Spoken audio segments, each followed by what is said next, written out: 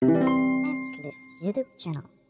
Selamat pagi teman-teman sekalian, perkenalkan nama saya Satya dari tim Kokom. Pada kesempatan yang kali ini saya akan membawakan materi tentang augmented reality and virtual reality in business.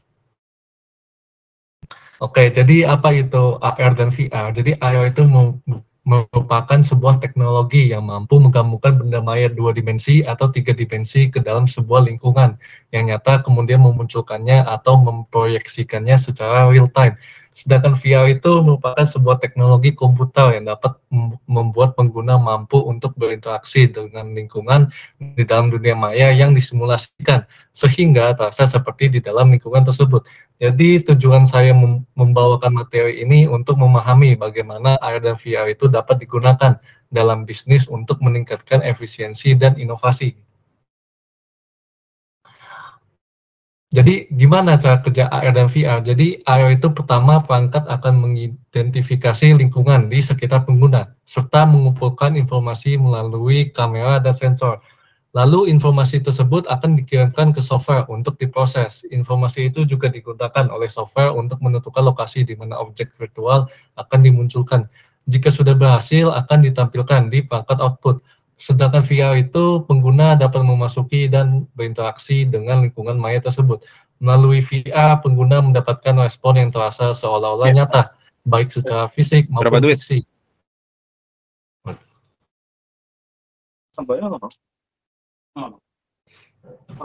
Oke, saya lanjut ya, untuk menciptakan pengalaman yang imersif. Oke, lalu manfaat AR dalam bisnis itu ada apa aja? Ada 3 yang bisa saya ambil. Yang pertama ada efisiensi waktu dan biaya. Dengan AR pasti dapat mengurangi biaya pelatihan tradisional dan waktu yang diperlukan untuk melatih karyawan. Lalu manfaat kedua ada pengurangan resiko. Jadi AR itu memungkinkan pelatihan dalam lingkungan yang aman untuk skenario yang beresiko tinggi. Lalu manfaat ketiga ada peningkatan retensi informasi. Dengan AR, pembelajaran yang lebih interaktif membantu karyawan mengingat informasi lebih baik. Lalu apa itu manfaat VR dalam bisnis? Ada 3 juga yang bisa saya ambil. Yang pertama udah pasti ada pengurangan risiko. Dengan VR, pelatihan karyawan dalam lingkungan virtual yang aman dapat mengurangi risiko kecelakaan atau kesalahan dalam dunia nyata. Lalu ada efisiensi biaya. Dengan VR dapat mengurangi kebutuhan untuk lokasi pelatihan fisik dan sumber daya lainnya.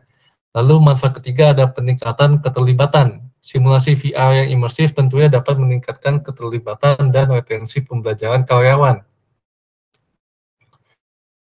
Jadi untuk contoh penerapan AR dalam bisnis, saya ambil IKEA Place, salah satu aplikasi pengecer furnitur IKEA. Jadi aplikasi mereka yang didukung AR ini memungkinkan pelanggan berbelanja di situs mereka.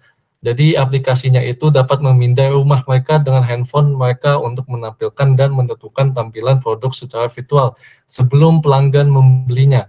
Walaupun harga sebenarnya yang dibayar ke IKEA masih belum jelas, jadi para analisis itu memperkirakan biaya pembangunan dan implementasinya itu sekitar 30.000 sampai 60.000 dolar berdasarkan harga pasar untuk pengembang aplikasi AR.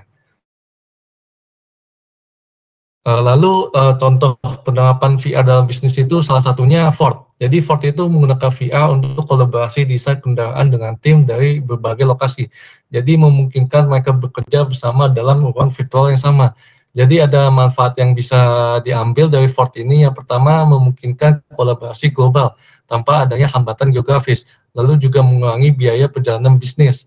Lalu Ford ini juga meningkatkan produktivitas dan kreativitas timnya sendiri. Oke, jadi masa depan AR dan VR itu dalam bisnis sangat menjanjikan ya, dengan integrasi yang lebih kuat dengan AI dan big data untuk pengalaman yang lebih personal dan prediktif. Tentunya teknologi dan perangkat kelas AR dan VR ini akan terus berkembang ke depannya menjadi lebih ringan, nyaman, dan terjangkau, yang dimana akan mendorong adopsi yang lebih luas.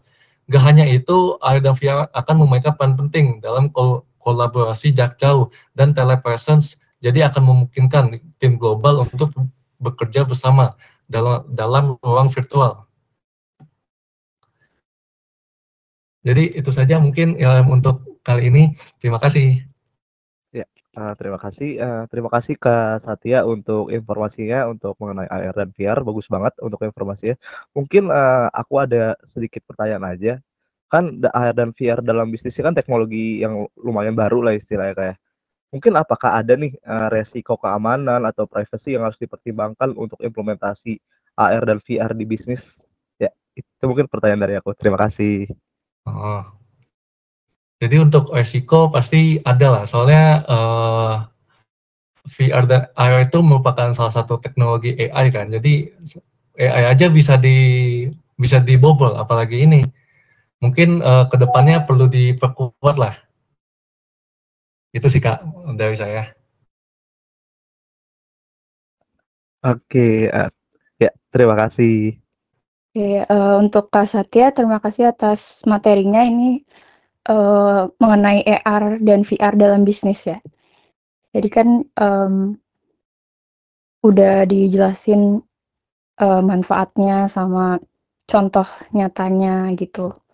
Terus aku juga mau nanya untuk Kak Satya, kalau misalkan bisnisnya itu kecil atau menengah itu dia gimana dia bisa memanfaatkan AR dan VR tanpa memerlukan investasi besar? Itu aja Kak, makasih. Oke, makasih Kak atas pertanyaannya. Jadi menurut saya untuk kelas menengah, mungkin bisa aja sih Kak untuk ini. Mungkin bisa dimulai dari mencari vendor yang menyediakan jasa ini ya, ada VR yang lebih murah lah dibanding yang udah gede.